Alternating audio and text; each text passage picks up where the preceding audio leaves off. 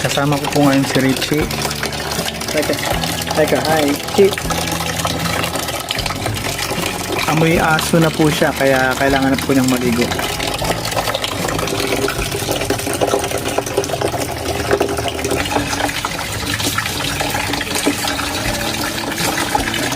Dr. Kaufman, maganda sa mga ano. Ayan.